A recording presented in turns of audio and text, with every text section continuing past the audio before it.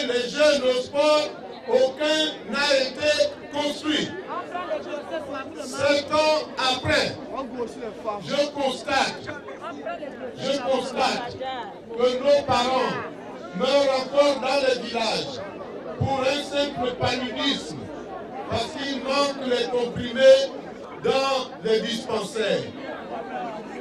Mais pendant ces 7 ans, M. Bongo Ndimba Ali Diboa,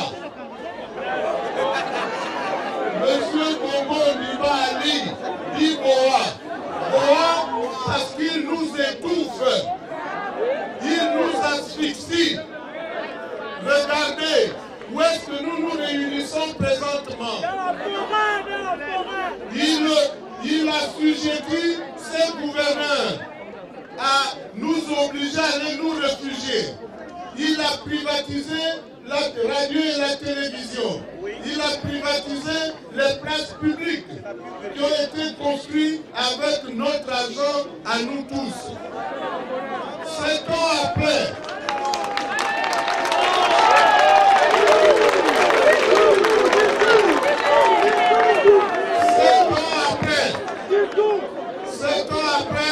je constate que au moment où M. Boa est arrivé au pouvoir, son prédécesseur lui avait laissé 3 avions, un 777, un Falcon 900 et un Grumman 450. Mais entre-temps, il a acheté 3 avions, dont un avion pour sa femme. J'ignore le statut de sa femme pour que nous payions des impôts afin d'acheter un avion qui est là garé en permanence pour sa femme. Je constate que 7 ans après, M. Bongo Ndimba Ali a entrepris près de 1000 voyages. Près de 1000 voyages pour aller voir des matchs de football, pour aller voir des courses automobiles, et tout cela aux frais des Gabonais. Mais pendant ce temps, la misère n'a fait que s'accroître dans notre pays.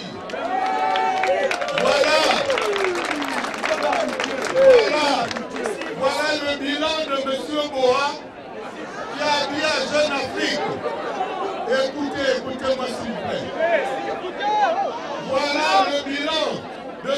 Boa qui a dit à Jeune Afrique que lui il avait un bilan et que ses adversaires avaient des passifs. Vous voyez, nous avons vraiment mis un apprenti sorcier à la tête de notre pays. Il ne sait même pas, il ignore que dans un bilan, il y a des actifs et il y a des passifs. Le bilan, c'est ce qui est positif.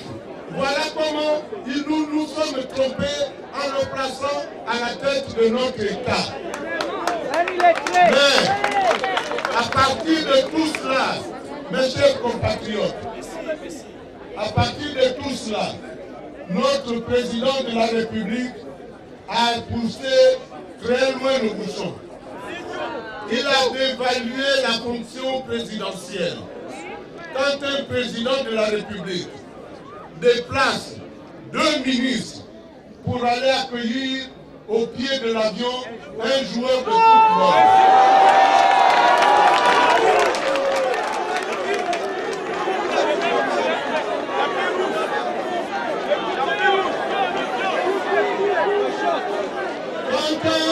Quand un président de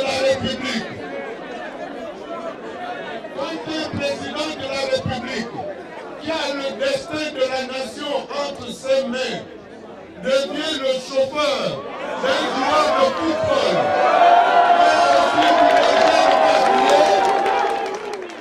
alors, dans ces conditions, on dit que la République est par terre.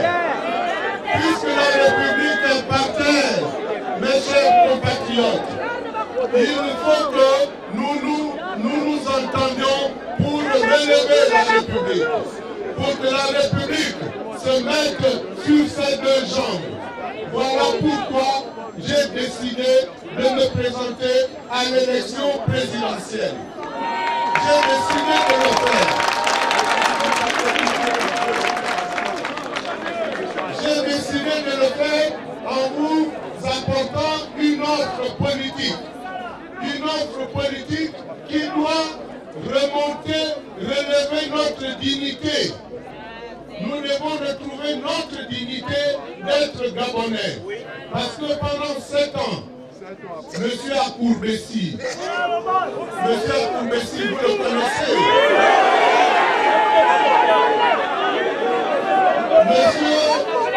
Monsieur Akourbessi, Feu André Maoban avait fait venir ici pour s'occuper de ces courses, est devenu aujourd'hui le véritable président du Gabon. Nous ne pouvons pas accepter que les Gabonais soient gérés par un étranger qui ne peut pas mériter le poste qu'il occupe. L'étranger, quand il vient chez nous, c'est nous qui devions lui donner la place. Or, aujourd'hui, c'est maintenant M. Akourbessi qui donne les places aux Gabonais pour s'asseoir.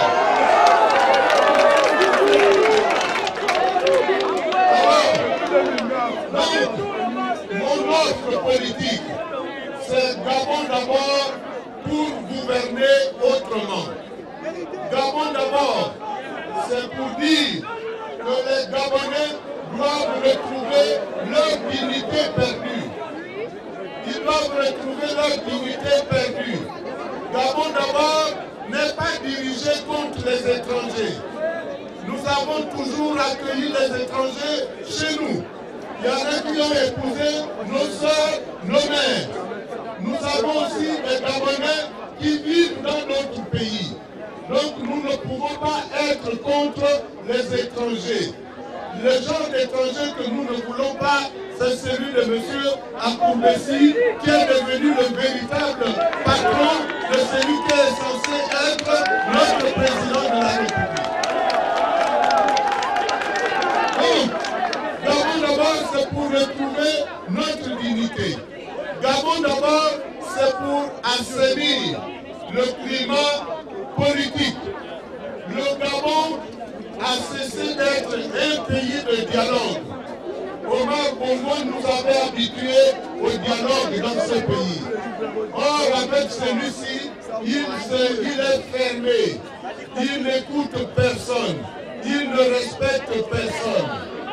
Alors, s'il n'écoute personne, s'il ne respecte personne, comment peut-il prétendre être notre président?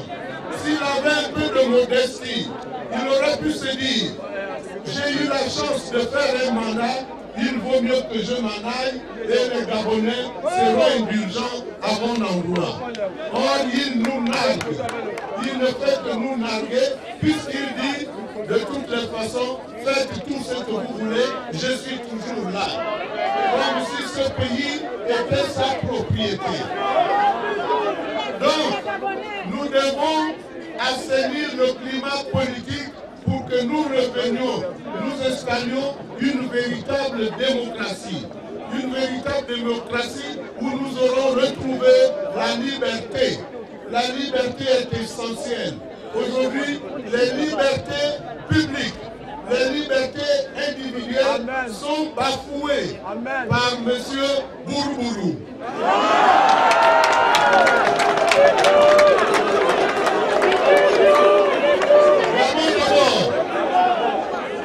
Gabon d'abord, c'est pour dire que le président de la République doit être un homme respecté. Il doit être sacralisé. Il ne doit pas descendre plus bas que terre. Quand on passe, on voit le temps qu'il perd à vouloir régler des comptes à tous ceux qui ne sont pas d'accord avec lui. On se dit, celui-là, vraiment, nous nous sommes véritablement trompés en le plaçant à la tête de notre pays. Donc, il faut que le président soit un homme digne. Gabon d'abord, c'est un vaste programme économique. Ce vaste programme économique nous amènera à revoir de fond en comble un certain nombre de nos dispositions fiscales, un certain nombre de nos dispositions économiques pour assainir d'abord le climat économique, le climat des affaires. Le Gabon est devenu un État voyou avec M. Bongo Ondimba. Pourquoi? Parce qu'il ne respecte jamais sa signature. Ce qui fait qu'aujourd'hui le Gabon est mal coté sur les places financières internationales. Aujourd'hui nous devenons un pays à risque. Nous devenons un pays à risque. Alors, il faut que notre pays soit respecté. Vous avez entendu parler de l'affaire Santulot. Aujourd'hui, dans le cadre du partenariat public-privé, un État peut demander à un privé de faire des travaux pour le compte de l'État et l'État le paye. Or, c'est après qu'on dit à M. Santulot que ce que la facture qu'il a présentée est trop chère. Et en ce moment-là, qu'est-ce qu'il va? M. Santulot est obligé de dire que notre président est un voyou. Alors, donc nous devons créer le climat, améliorer le climat des affaires pour que les privés puissent venir investir chez nous. C'est lorsqu'ils viendront investir chez nous, lorsque nous allons gérer de manière parcimonieuse nos finances publiques, que nous pourrons créer des espaces, des emplois pour que nos jeunes puissent trouver du travail. Ce qu'on nous fait aujourd'hui, un jeune, un emploi, ce n'est que de la mystification pour vous endormir. Parce que les élections arrivent et on fait croire qu'ils s'occupent de vous. C'est complètement faux, ne tombez pas dans ce piège-là. Donc, le Gabon d'abord, gouverner autrement, c'est que nous devons être dans un pays de justice. La justice doit être la même pour tout le monde. Le président de la République doit arrêter d'instrumentaliser, c'est-à-dire d'utiliser la voiture, la justice, pour régler des comptes à ses adversaires, à ceux qui ne pensent pas comme lui. C'est pour cela que j'ai dit que moi, président de la République, je ne serai pas président du Conseil supérieur de la magistrature. Les magistrats doivent être indépendants. D'abord, mes chers compatriotes, c'est pour dire que notre pays, qui a beaucoup de potentialités, nous devons tout faire pour que l'argent des Gabonais revienne d'abord aux Gabonais. Quand on a vu la création de toutes ces agences qui sont devenues des boîtes aux lettres, particulièrement l'Agence nationale des grands travaux, tout l'argent, tout le budget d'investissement sont mis à la disposition de l'Agence nationale des grands travaux. Où va cet argent? Il va où? Il y avait même eu un certain monsieur John Dutton qui était obligé de démissionner parce qu'il ne pouvait pas supporter de voir que des responsables de ce niveau puissent piller leur pays comme ils le faisaient. Il avait démissionné. Alors donc il faudra que nous soyons très vigilants là-dessus. Amen. Alors, mes chers compatriotes, je vais dire quelques mots en langue avant de nous séparer.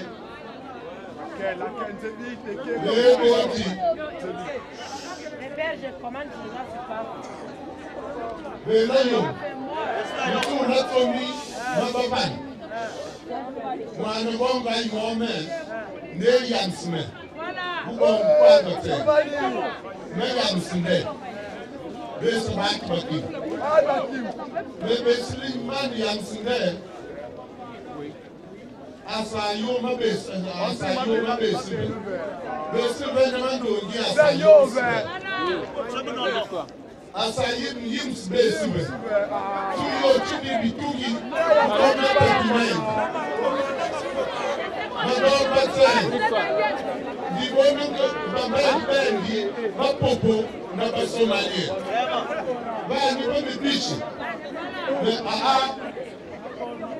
when you know shower, the number jeans, like this side number jeans, very well.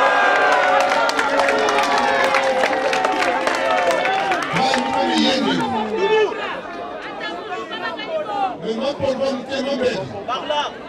Moi, pour le moment, c'est mon bébé. Mais le cas, c'est lui. Il passe à une base.